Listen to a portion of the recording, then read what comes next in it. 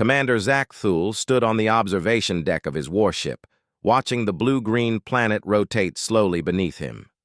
Earth, they called it. Such a simple name for what would be their next conquest. His forearms crossed over his armored chest as he reviewed the tactical data one more time. Primitive technology, he muttered to himself, his mandibles clicking with satisfaction. Nuclear weapons at best. No energy shields. No faster-than-light travel. This will be over before the next solar rotation. He had led the Korthax Empire's armies across 100 star systems. He had crushed the crystalline warriors of Sigma Draconis, who could slice through steel with their diamond-hard bodies. He had outmaneuvered the telepathic hive minds of the Nexus Collective. He had even survived an ambush by the shape-shifting shadows of the Void Nebula. In 1,000 battles across the galaxy, Zack Thule had never lost. His tactical genius was legendary among his people. Entire civilizations surrendered at the mere mention of his name. The humans below had no idea what was coming for them. "Commander!"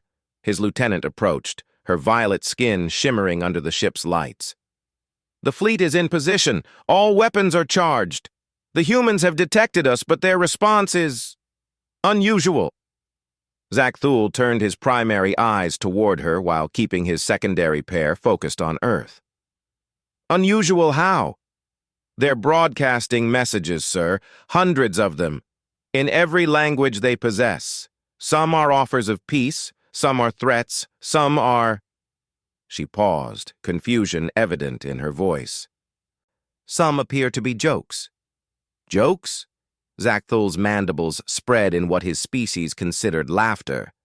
"They face extinction, and they make jokes. There's more, sir. They're also transmitting their history, their culture, their music, their art. It's as if they're trying to tell us everything about themselves before we attack." Zack Thule waved a dismissive hand. "Desperate attempts to appear civilized. I've seen it before. Begin the assault." The order went out across the fleet. 100 ships powered their weapons, preparing to rain destruction upon Earth's major cities. It would be a standard subjugation, destroy their military capabilities, eliminate their leadership, and install Korthax rule over the survivors. But as the first waves of energy weapons streaked toward Earth's surface, something unexpected happened. The humans didn't cower. They didn't surrender. They did something Zack Thule had never seen in 1,000 battles. They got creative. The first sign of trouble came from what the humans called Australia.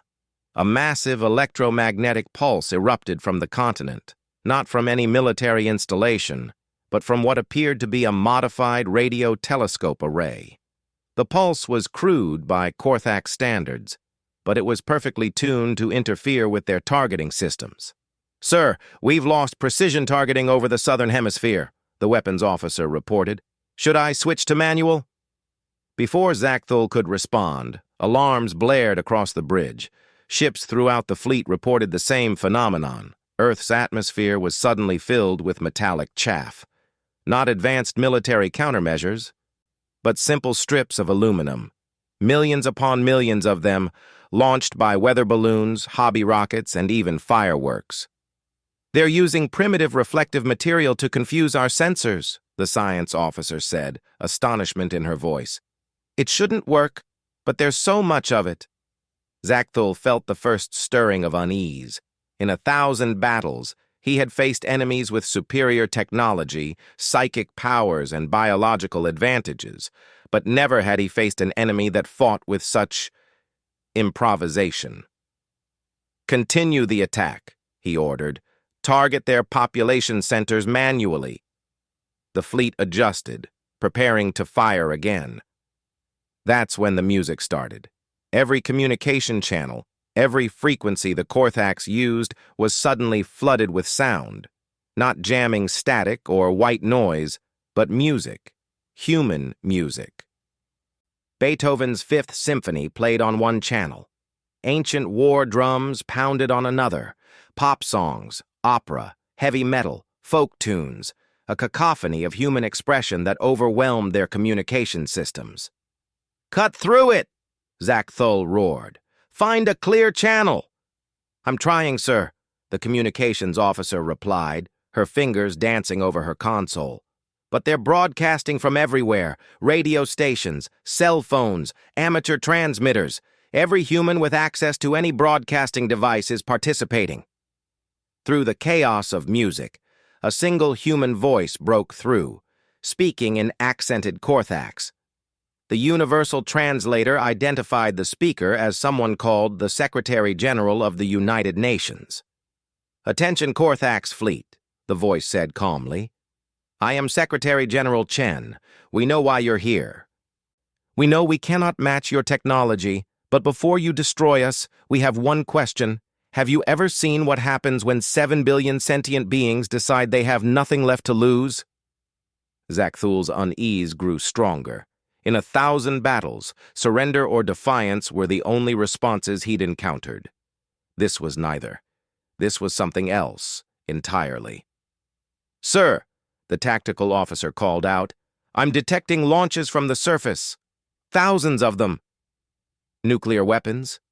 "No, sir. They appear to be spacecraft, primitive chemical rockets.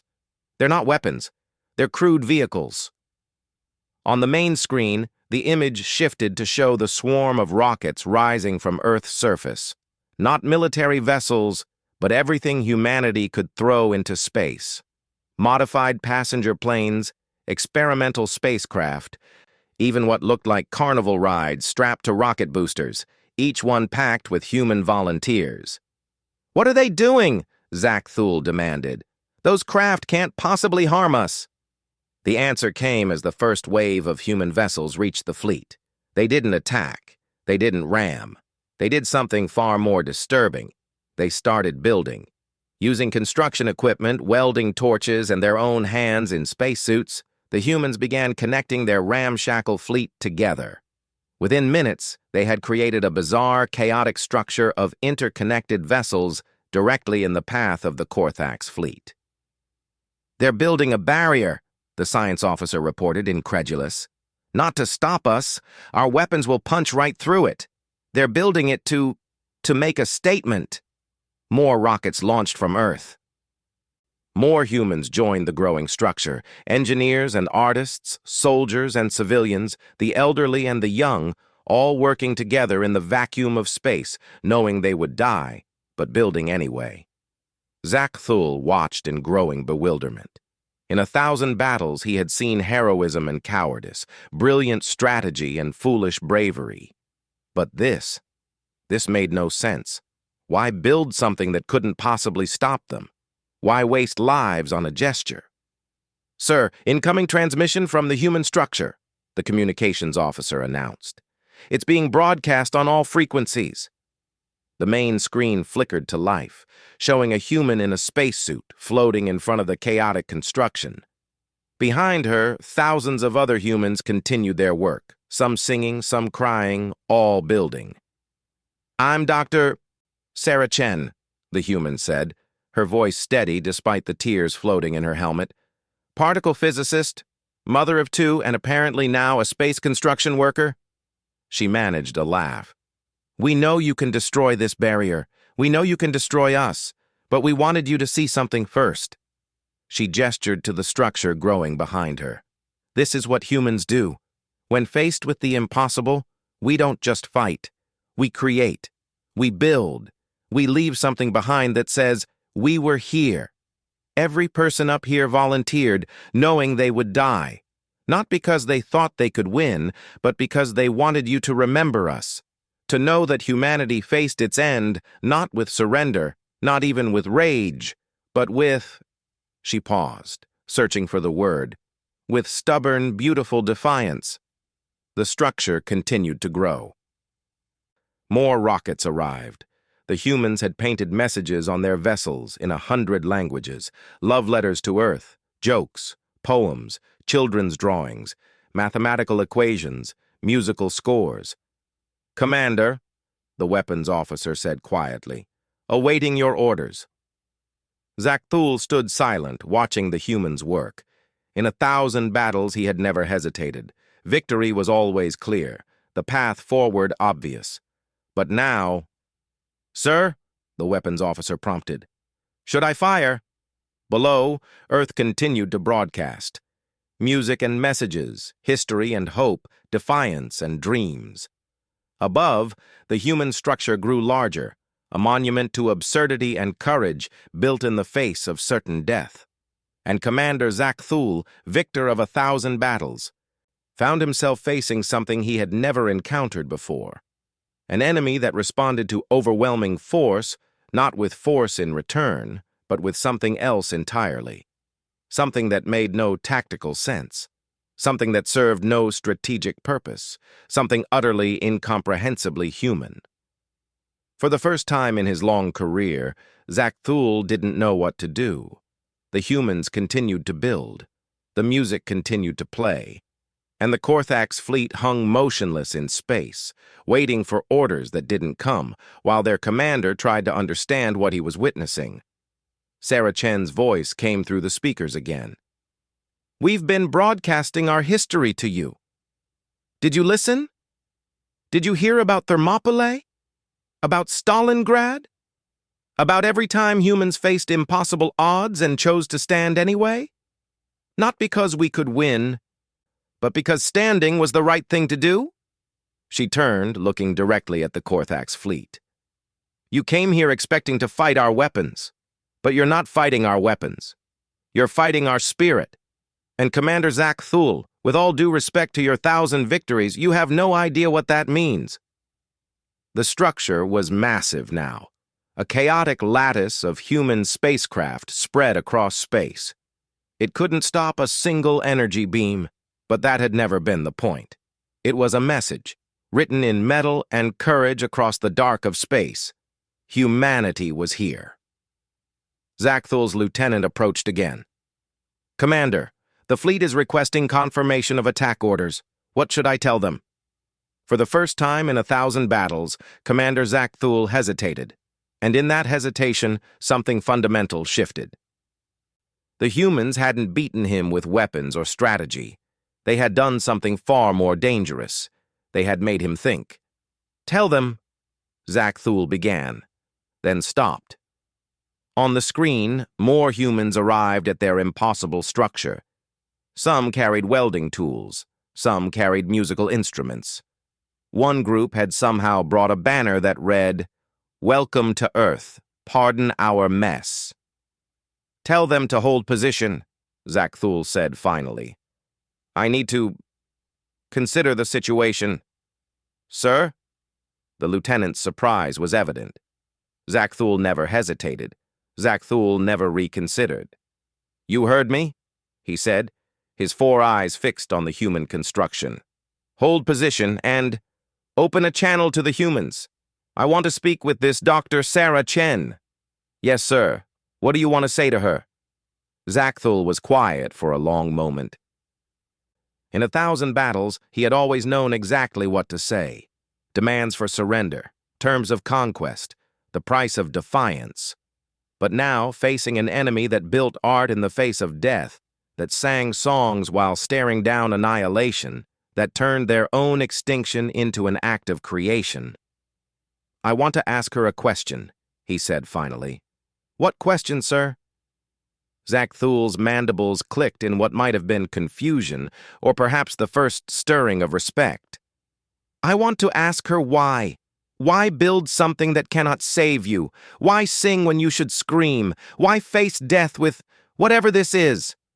The lieutenant opened the channel. On the screen, Sarah Chen turned toward the Korthax fleet, floating in front of humanity's impossible, beautiful, utterly pointless monument to their own existence.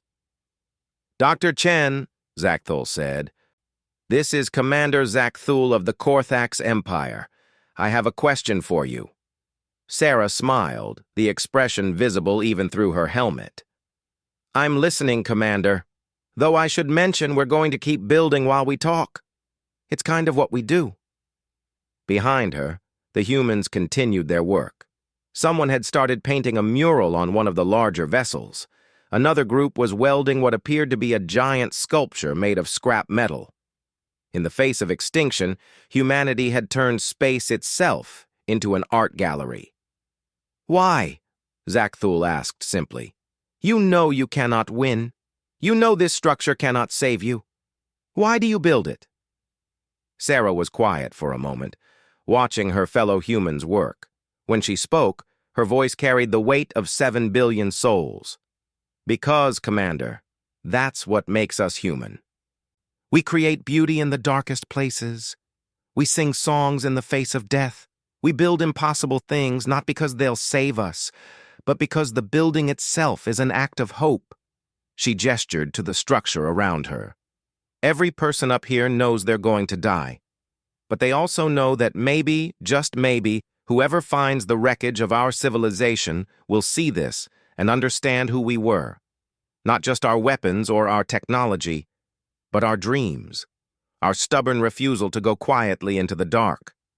"This is illogical," Zakthul said, but there was something in his voice that hadn't been there before. Uncertainty, perhaps, or wonder.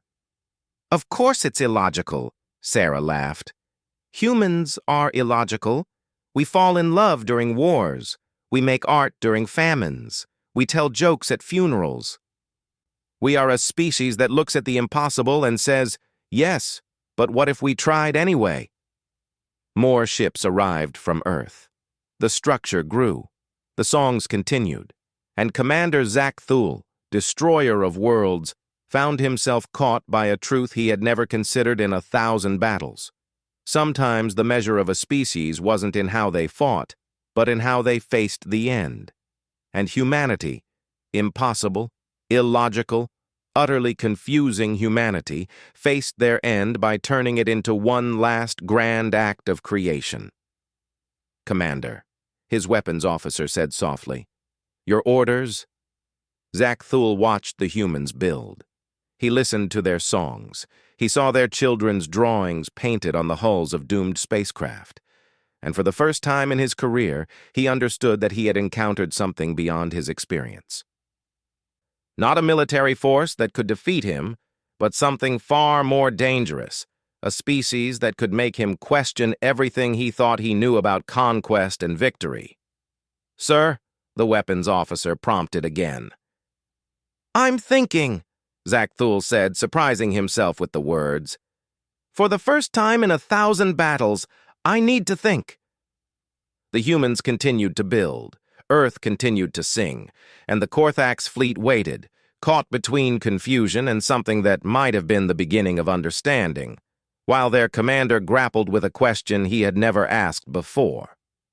What did it mean to truly defeat an enemy that turned their own destruction into an act of beauty? The answer, Zakthul was beginning to suspect, might change everything. The command bridge of Zakthul's warship had never been so quiet.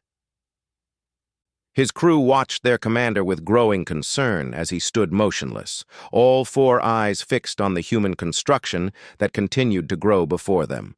Hours had passed. The weapons remained charged but unfired. The greatest military mind in the Korthax Empire seemed frozen by something as simple as humans building in space. "Commander," his tactical advisor, Sub-Commander Veltor, approached carefully. "The High Council is demanding an update. They want to know why Earth hasn't been conquered yet." Zakthul didn't turn from the view screen. "Tell them we've encountered complications." "What kind of complications, sir?" "Their technology is primitive. Their weapons can't pierce our shields. What possible complication could there be?" On the screen, a human child's voice began singing over the communication channels. A lullaby, sweet and clear, broadcast from one of the makeshift vessels. Other voices joined in, parents singing to their children, children singing to the stars, a chorus of humanity facing the dark together. "That," Zakthul said quietly, "that is the complication." Before Veltor could respond, alarms sounded throughout the bridge. But not attack alarms, sensor alerts. Something was happening on Earth's surface. "Commander, massive energy readings from multiple locations on the planet," the science officer reported. They appear to be... Sir, they're dismantling their power grid. For weapons? Veltor asked. No, sir. They're channeling all available power into... communication arrays? They're boosting their broadcast strength 1,000-fold. The main screen flickered, then filled with images. Not one transmission, but millions, all synchronized into a single message. Photos, videos, stories, the entire sum of human experience flooding into space. A mother holding her newborn child. An old man teaching his grandson to fish. Children playing in rain puddles. Scientists celebrating a discovery. Artists creating beauty from nothing. Soldiers and enemies sharing food. The first steps on their moon. The last words of dying poets. Love letters written during wars. Jokes told in hospital rooms. They're showing us who they are, Zakthul murmured. Not their weapons, not their defenses, just who they are. The images continued. Humans helping strangers. Humans adopting orphaned animals of different species. Humans risking their lives to save others they'd never met. Doctors working without sleep to save patients.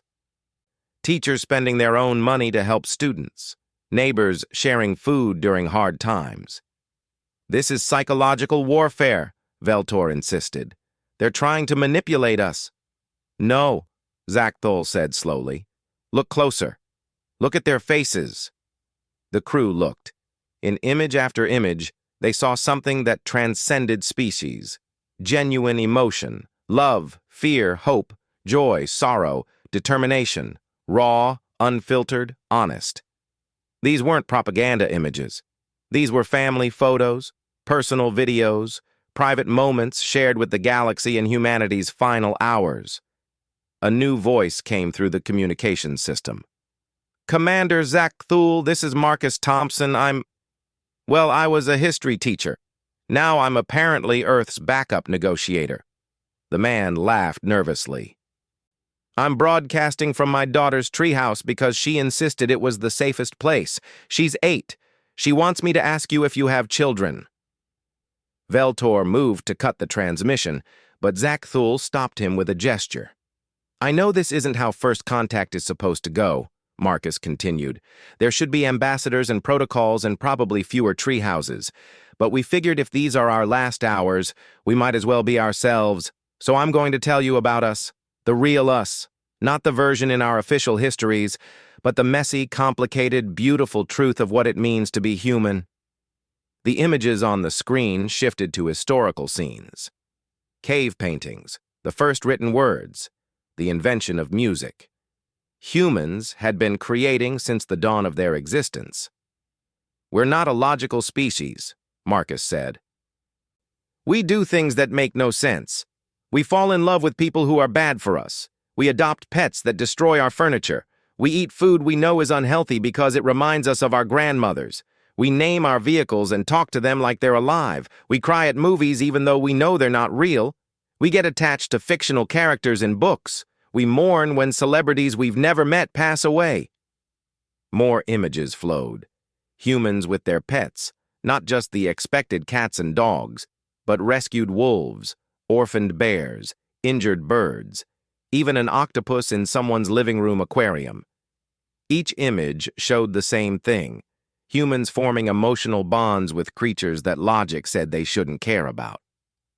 But here's the thing, Marcus continued, his daughter's voice audible in the background asking if the aliens liked ice cream. That same illogical nature that makes us adopt three-legged dogs and cry at sunsets? It's also what makes us refuse to give up. Ever. The screen showed human persistence throughout history. Failed inventions that led to breakthroughs. Athletes competing with broken bones.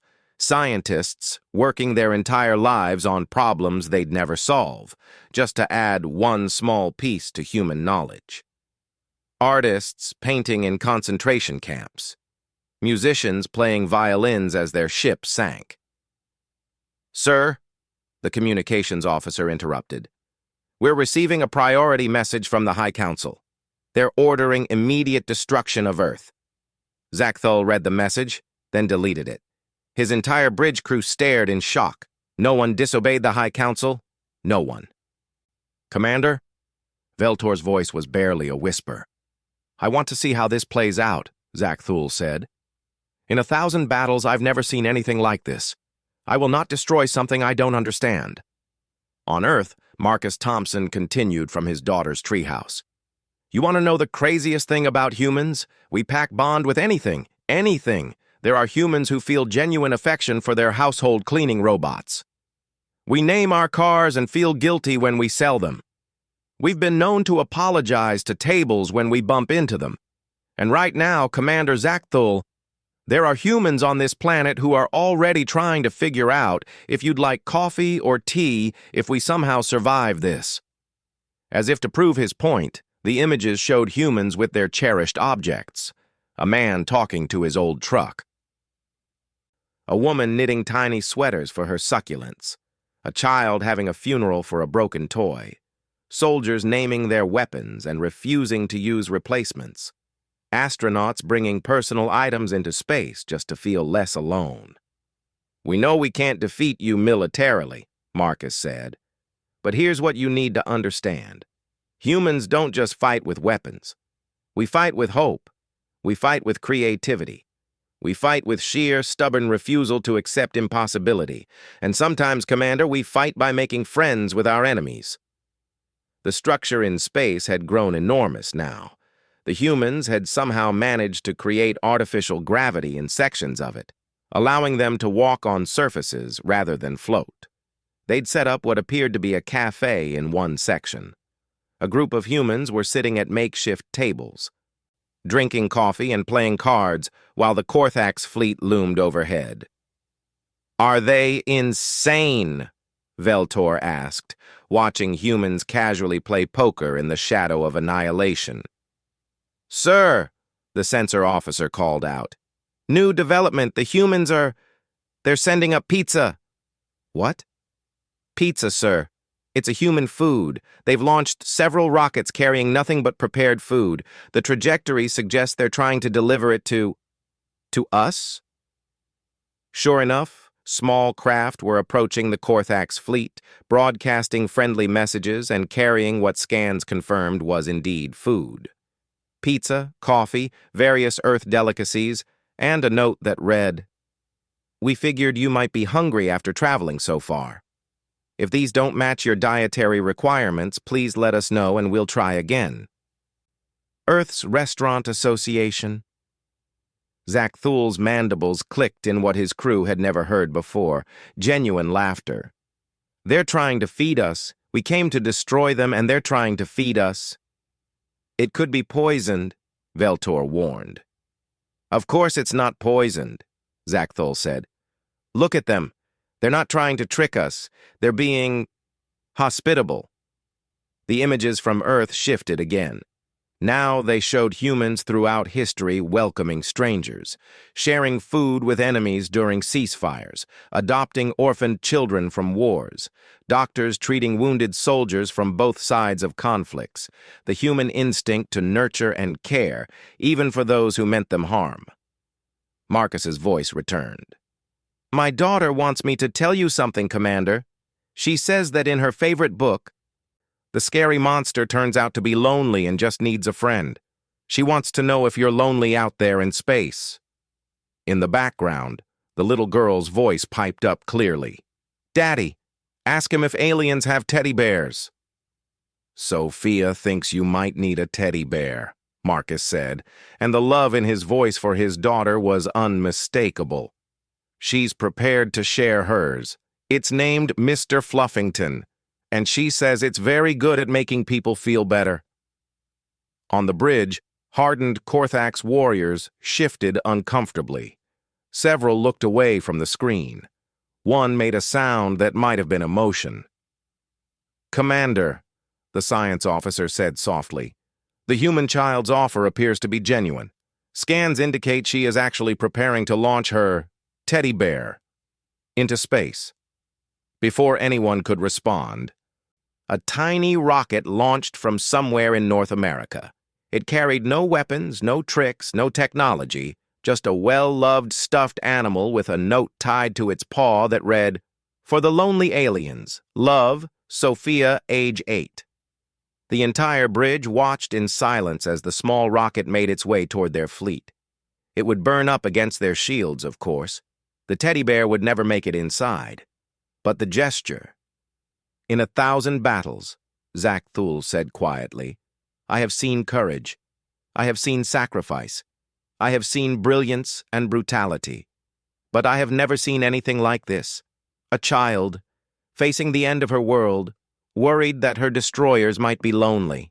The human structure in space had evolved into something extraordinary. The cafe was running. Someone had set up what appeared to be an art gallery. Musicians were giving concerts. Scientists were conducting experiments. Humans faced their final hours not with despair, but with a determination to squeeze every last drop of life from their remaining time. "Commander, incoming transmission from the human structure," the communications officer announced. It's an invitation?" On screen, Sarah Chen appeared again, still in her spacesuit, but now standing in what the humans had somehow transformed into a garden. They'd brought soil and plants into space, creating a tiny oasis of green in the darkness. "Commander Zak Thul," she said, smiling despite everything, "we'd like to formally invite you and your crew to dinner. We can't promise the food will suit your physiology, but our best chefs are willing to try. We've also set up a cultural exchange area if you're interested. Jimmy from engineering wants to show someone his collection of historical Earth music. Maria from biology is dying to know about your ecosystem. And Tom from security has started a betting pool on whether you'd beat him at chess." She gestured around her. "We built all this not as a barrier, but as a bridge.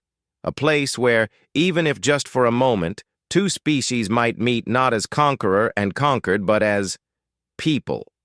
Beings who share this vast universe. We know you can destroy us whenever you choose, but we're hoping you'll choose to know us first." "This is unprecedented," Veltor said.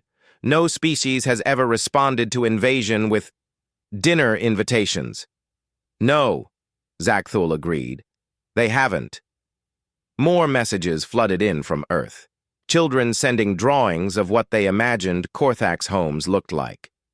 Scientists sharing their research freely, hoping some of it might be useful.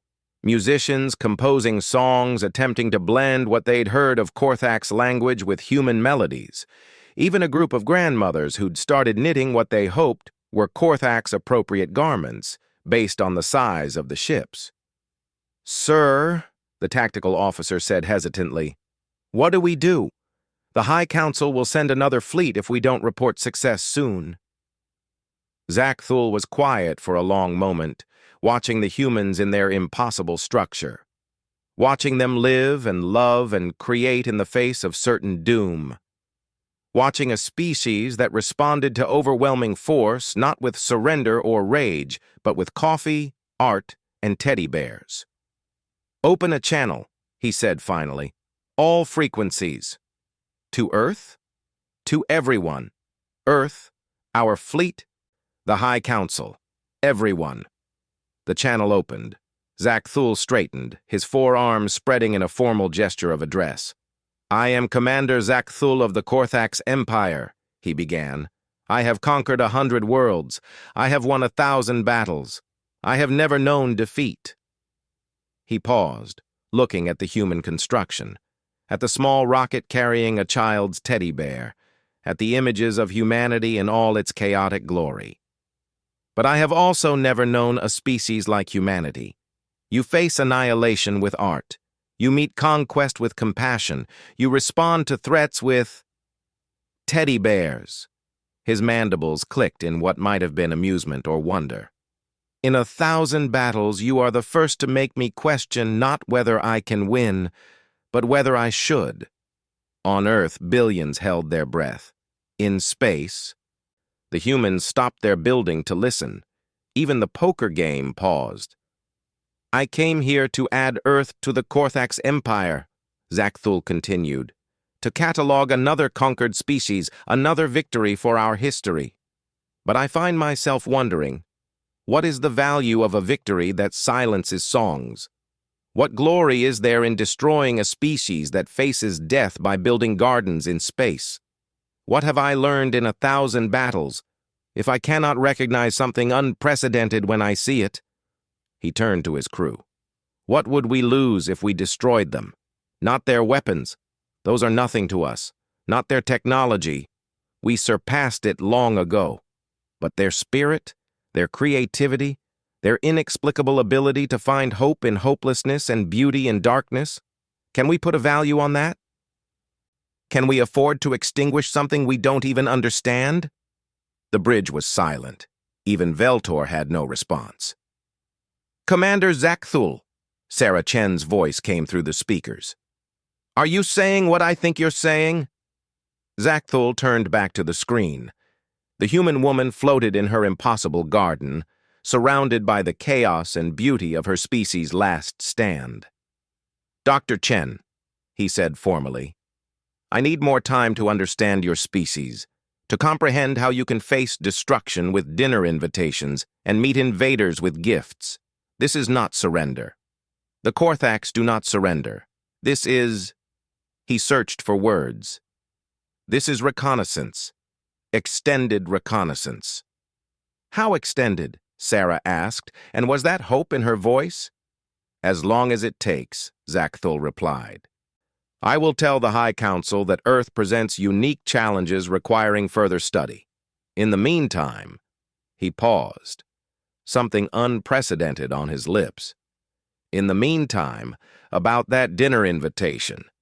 Do you have anything compatible with a silicon-based digestive system? The cheer that erupted from the human structure could be heard over every communication channel. On Earth, celebrations began even as people remained cautious. They hadn't won, not truly. But they had survived another day. And for humans, that was reason enough to hope. Also, Zakthul added, surprising himself, please tell Sophia that while we don't have teddy bears, we have something called comfort stones. I would be honored to exchange one for Mr. Fluffington if she's willing. In a treehouse in North America, a little girl squealed with delight. In space, humans and Korthax prepared for the strangest dinner party in galactic history. And on the bridge of the most powerful warship in the known galaxy, Commander Zakthul wondered if perhaps, after 1,000 battles, he had finally found something worth more than victory. He had found a mystery, and solving it might just change the galaxy forever. 6 months had passed since the day the Korthax fleet came to conquer Earth and stayed for dinner instead. The human structure in space, once a desperate last stand, had evolved into something unprecedented, the first interspecies cultural exchange station in known history. What had started as welded-together spacecraft and Impossible Hope had become a bustling hub where humans and Korthax worked side by side, sharing knowledge, art, and increasingly, friendship. Commander Zakthul stood in what the humans had dubbed the Observatory Cafe, sipping a beverage that Sarah Chen had spent weeks perfecting for Korthax physiology. It tasted vaguely of their home world's mineral springs, with what humans called a hint of cinnamon. He had no idea what cinnamon was, but he'd grown fond of it. You're worried, Sarah said, floating down to join him at the viewing window. She'd become something between an ambassador and a friend over the months, one of the few humans who could read Korthax body language. The High Council grows impatient, Zakthul admitted, his secondary eyes tracking the latest shipment from Earth. A cargo vessel filled with musical instruments. The humans were determined to create what they called a universal orchestra, blending Korthax harmonic frequencies with human melodies. 6 months of reconnaissance has stretched their tolerance to its limit. What will you tell them? Zakthul was quiet for a moment, watching his weapons officer, Kavara, teaching a human child to play what appeared to be a hybrid chess checkers game they'd invented together. 6 months ago, Kavara would have vaporized the child without thought. Now she was letting him win, her mandibles clicking in what the crew had learned was gentle amusement. The truth, he said finally, that humanity cannot be conquered. Sarah raised an eyebrow. We both know that's not technically true. Your weapons could destroy your world in minutes, Zakthul finished. Yes, but that's not conquest, Sarah. That's just destruction, and any fool with sufficient firepower can destroy. He gestured to the station around them. But this? What you've built here, what you've made us build with you, this cannot be conquered. You've turned my warriors into artists, my tacticians into philosophers, my destroyer of worlds into... He paused, almost embarrassed. Into someone who looks forward to Tuesday poetry readings. Sarah smiled. You were very good last week. Your piece about the sunrise through crystalline clouds on your homeworld made Lieutenant Rivera cry. Humans cry at everything, Zakthul said, but there was fondness in his voice. Happy tears, sad tears, tears because you saw a particularly appealing food item. Your emotional expression systems are bafflingly non-specific. Speaking of tears, Sarah said carefully, there's something you should see. She led him through the station to a section that had been off-limits to the Korthax. As the doors opened, Zakthul stopped in shock. The room was filled with Korthax, not his crew, but civilians, children, elders, artists, scientists, and they were all working alongside humans on what appeared to be a massive mural depicting the history of both species. How? He breathed. Your sub-commander Veltor has been secretly shuttling them here, Sarah explained. He said something about wanting his daughter to meet the species that made her father send her poetry for the first time in her life. Zakthul saw Veltor across the room, his stern, tactical advisor helping a human child and a young Korthax paint stars on the mural. The sub-commander noticed his commander's gaze and straightened, embarrassed. Sir, I can explain. No need, Zakthul interrupted. I understand perfectly. He did understand. The humans had done something no military force in the galaxy had managed. They hadn't defeated the Korthax. They'd done something far more powerful. They'd changed them. A communication alert sounded throughout the station. The moment they'd all been dreading had arrived. The High Council was calling. All Korthax personnel to positions, Zakthul ordered. Then, softer to the humans, stay close but out of visual range. Whatever happens, know that these 6 months have been the best reconnaissance ever, Sarah suggested with a weak smile. Something like that. The main screen illuminated with the imposing figures of the Korthax High Council. 7 beings who had ordered the subjugation of 100 worlds stared down at their most successful commander. Commander Zakthul, the Prime Counselor spoke, his voice carrying the weight of absolute authority. 6 months have passed. Earth remains unconquered. Explain. Zakthul stood at attention, all 4 arms precisely positioned. Honored Council, I have spent these months in detailed study of the human species. I have found them to be unique. Unique in their ability to avoid conquest. Another counselor's voice dripped with sarcasm. How fascinating. Destroy them and return home. I cannot. The words hung in space like a challenge. Several counselors leaned forward, disbelief evident even across the light years of distance. Explain yourself, Commander, quickly. Humanity possesses something we have never encountered, Zakthul began. They call it contagious compassion. It is a form of psychological warfare so subtle, so insidious, that by the time you realize you're under attack, it's too late. You've already been compromised. You speak in riddles, the Prime Counselor growled. Then let me be clear. My tactical officer now writes poetry. My weapons specialist teaches human children our mathematics in exchange for their finger paintings. My navigation team has formed what the humans call a book club with the Earthship captains. Half my crew has submitted requests to bring their families here to meet the humans. He paused, letting the words sink in.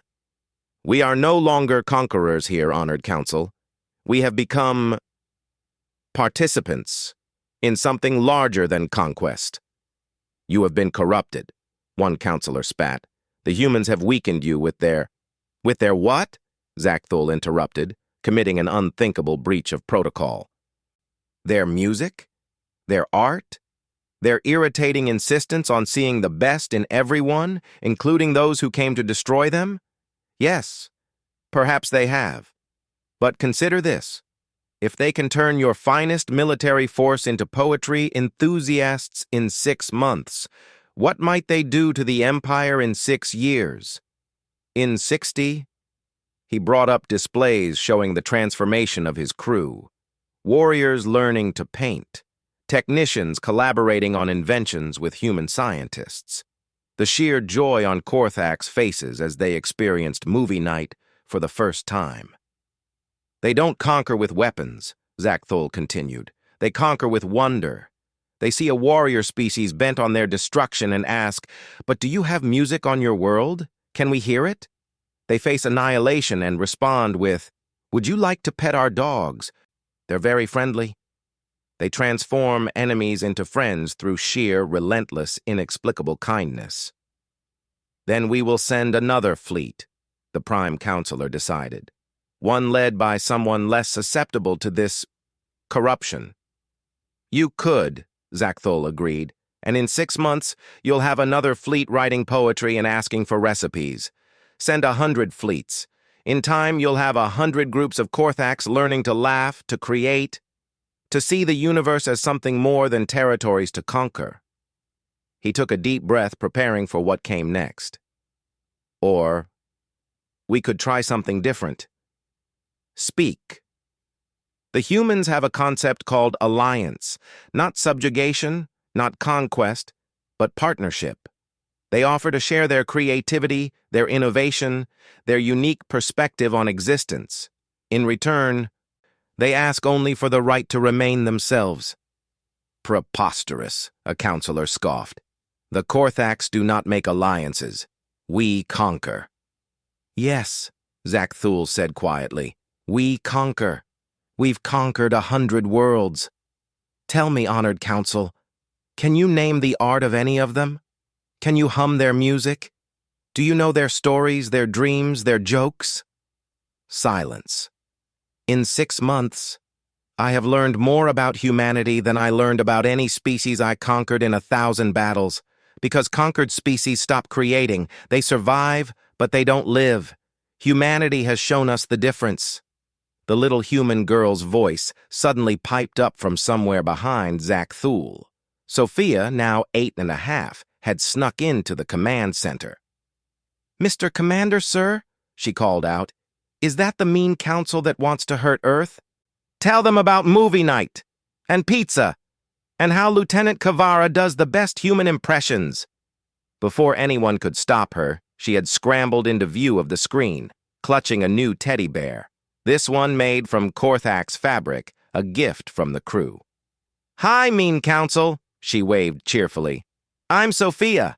Mr. Commander is my friend now. He's not allowed to blow up Earth because he promised to teach me the Korthak's alphabet, and he says promises are important."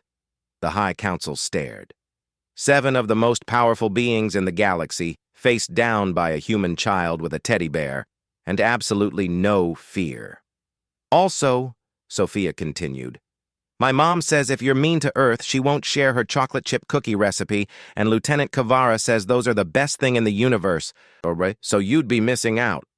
"Remove the child," the Prime Counselor ordered, but his voice had lost some of its edge. "No," Zackthul said simply. "She stays. She represents exactly what I'm trying to explain. Humanity looks at the most powerful military force in the galaxy and sees potential friends.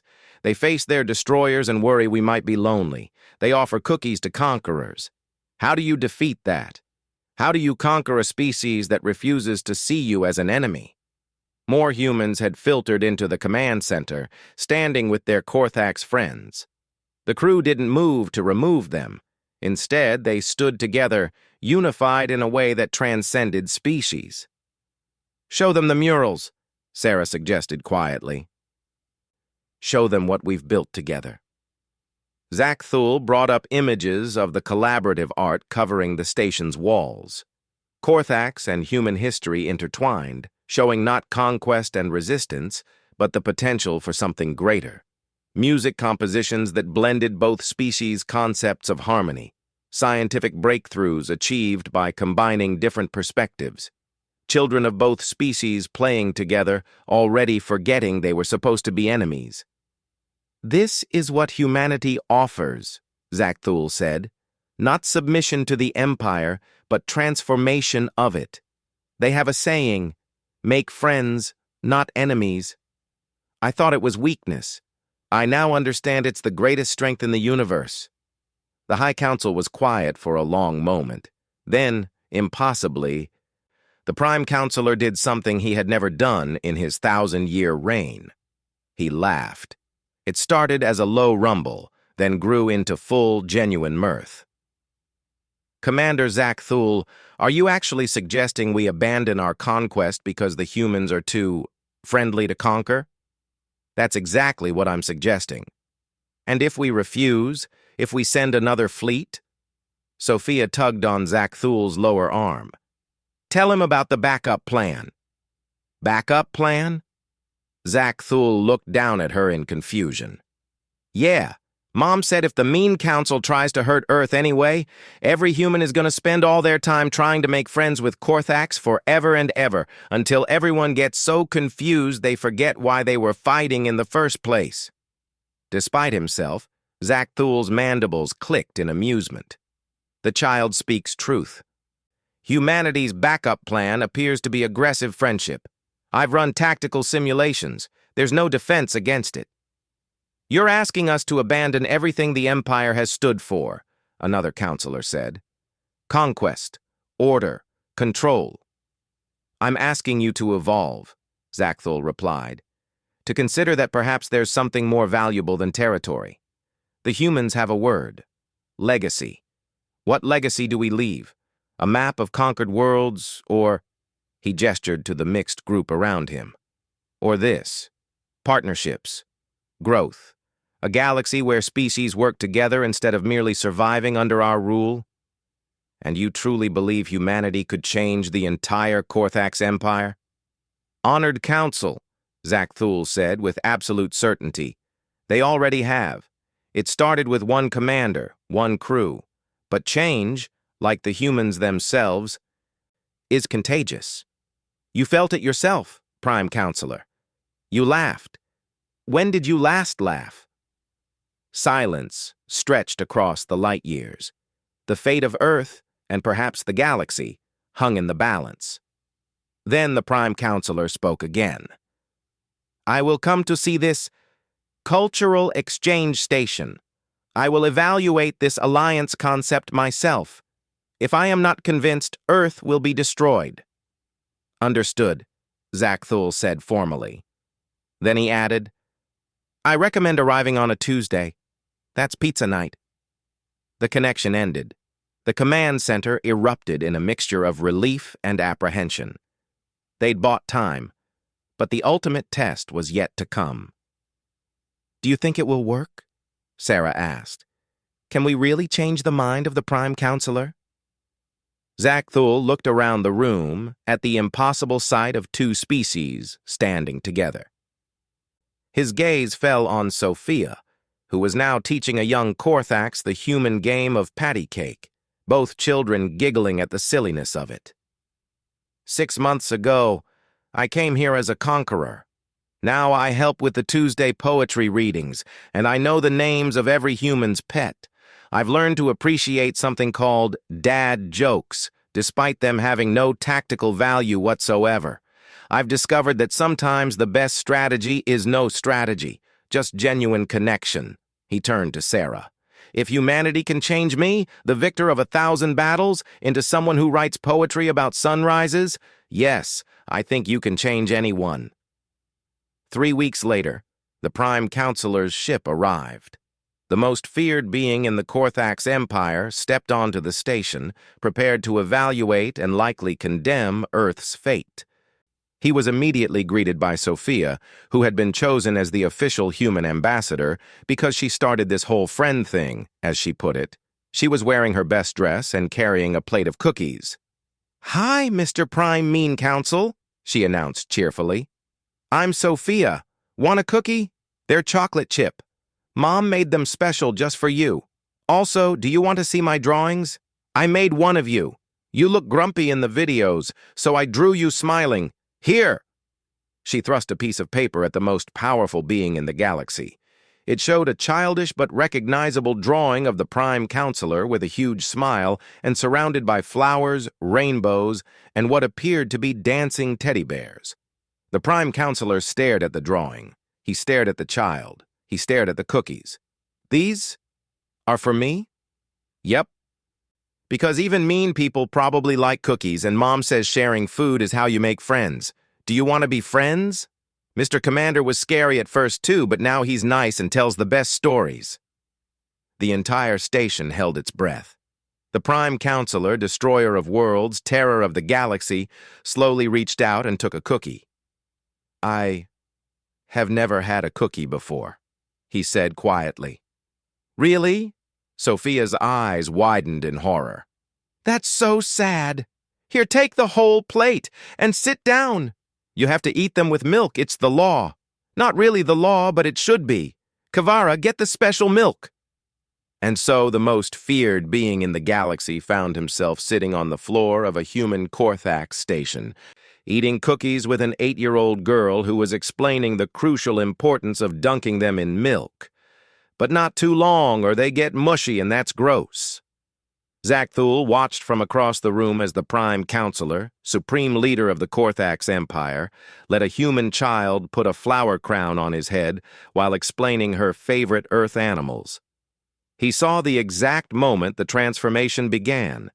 The softening of the eyes, the confused wonder, the dawning realization that perhaps the universe held more than just territories to claim.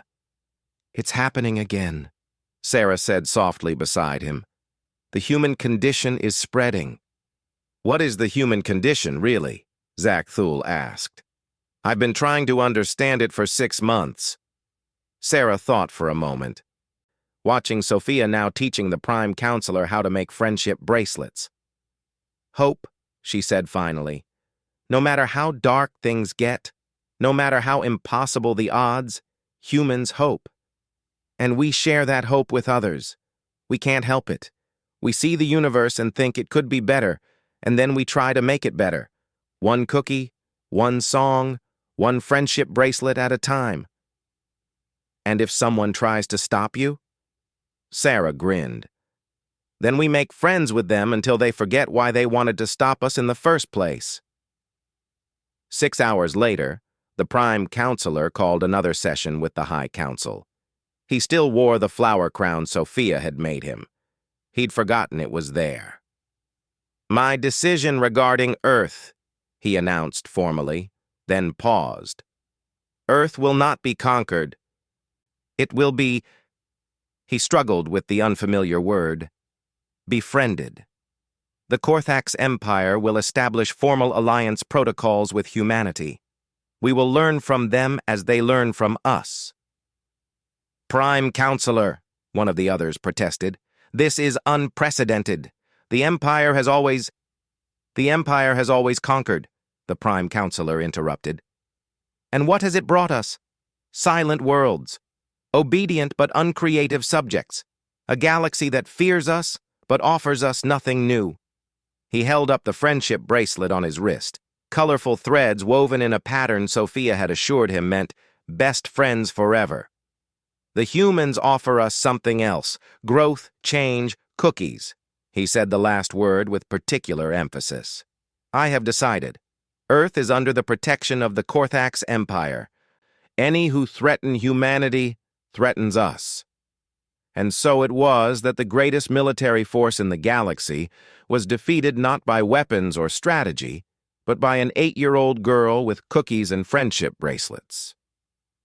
The news spread across the cosmos. The unconquerable Korthax had been conquered by kindness. Years later, when other species asked how humanity had survived the Korthax invasion, the answer became legend. They didn't fight them, they befriended them. And once you're friends with humans, well, you're pretty much stuck with them forever. They'll send you birthday cards across the galaxy and worry if you're eating enough. They'll teach your children their games and share their music and food. They'll make you laugh when you thought you'd forgotten how, and before you know it, you can't imagine the universe without them. Commander Zach Thul, writing in his memoirs about those crucial days, put it more simply. I had seen 1,000 battles. I had conquered worlds beyond counting. I thought I knew war in all its forms. But nothing prepared me for humanity's ultimate weapon, their absolute, unwavering belief that anyone can be a friend if you're just stubborn enough about it. We never stood a chance. And somewhere in space, on a station that had grown from desperation into hope, humans and Korthax worked side by side, building a future neither species could have imagined alone. The galaxy was changing, one friendship at a time. All because humanity faced extinction and decided to build a garden in space and invite their conquerors to dinner. Sometimes, the greatest victories come not from fighting, but from refusing to fight and offering cookies instead.